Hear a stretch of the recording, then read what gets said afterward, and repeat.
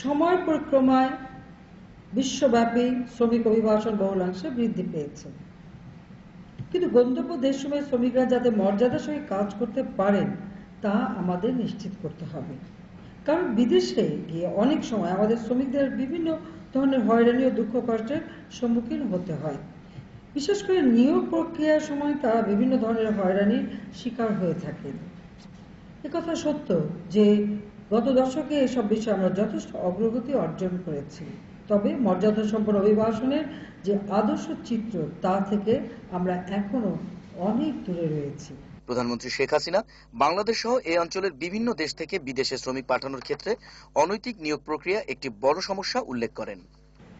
অনেকেই বেকারত্ব দারিদ্র্যের অভিশাপ থেকে মুক্তি পেতে বিদেশে যাওয়ার জন্য মরিয়া হয়ে ওঠেন। এক ধরনের অসৎ মধ্যস্বত্বভোগী এই সুযোগ নিয়ে বিদেশে যেতে আগ্রহী মানুষের কাছ থেকে অতিরিক্ত অর্থ আদায় করেন। তাদেরকে বিভিন্নভাবে প্রতারিত করারও চেষ্টা করা হয়ে থাকে। অনেক সময় দেখা যায় বাইরে পাঠানোর পর তাদেরকে যে কাজ বা বেতনের কথা বলা হয় সেই বেতন ভাতা তারা পান না, বা যা পান তা প্রদত্ত শর্তাবলীর সাথে সামঞ্জস্যপূর্ণ নয়।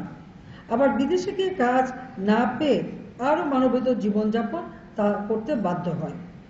বৈদেশিক নিয়োগ মনিটর করা এবং এখানে অনিয়ম বন্ধ করার কাজটি খুব সহজ নয়, কারণ এটা শুধু নিজস্ব দেশের আইন কানুনের মধ্যেই সীমাবদ্ধ নয়, এর সঙ্গে গন্তব্য দেশেরও সংশ্লিষ্টতা রয়েছে।